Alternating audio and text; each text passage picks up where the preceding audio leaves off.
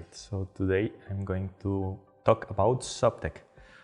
Subtech is basically the usage of technology for supervisory matters. So either we start with a need, when a need is detected by some of the supervisor colleagues, or someone is already developing some kind of tool to help them do their work.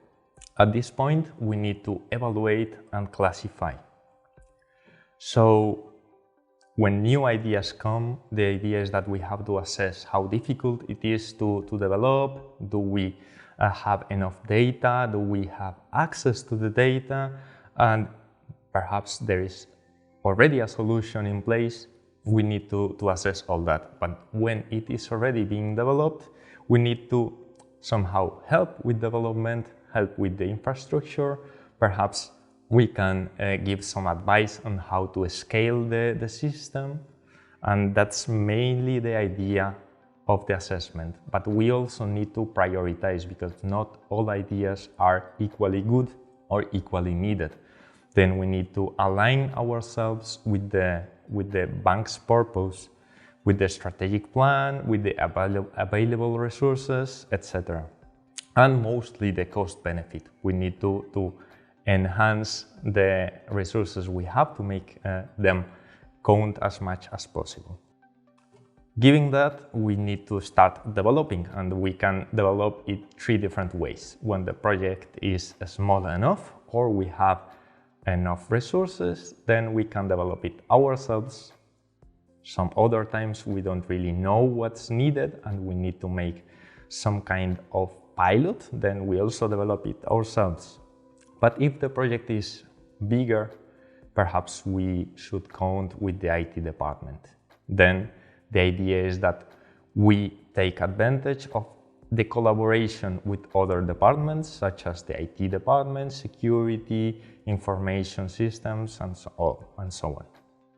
Finally, if the project is interesting enough, or if other entities in the SSM are already developing something similar, then we try to sell it as an SSM project, and we develop it along the other entities in the SSM. But having that is not the only thing needed. So we can develop many systems, but they are not always as easy. So I'm giving you some kind of an example. We started developing this system called Delphos, which intent is to predict default in loans, sampling. So we split the operations in chunks so that the humans are able to just look at the interesting part and look at the most interesting variables to predict the default. We had the data because, we are a central bank. We had more than 3 million loans per month. We had more than 400 variables, and we had the evolution variable per 3 months, 6 months, and 1 year. So the idea was to just apply ML and get to predict the actual default. Having that, in like a year, we were able to predict default with an F1 score, which is a very nice way to measure, of about 0.6. We were able to split the operations in buckets from very unlikely to default to very likely to default, so that the supervisors were able to choose the worst buckets and to study them. And finally, we had this very nice list of predictive variables for us to study them and understand them. And that's the example. That's how I would tell you if I were just to sell the project. But if you are students, you need to know that things are not always as easy. So my team and I had to reduce the amount of loans, and we took apart the ones that were from €1 to 10,000 euros and bigger than 3 million euros, because we just found out that the small and very big loans, they don't behave exactly the same as the rest of the loans. We had to split the variables, we had to calculate new variables, we had to just get rid of many of them because they were too much.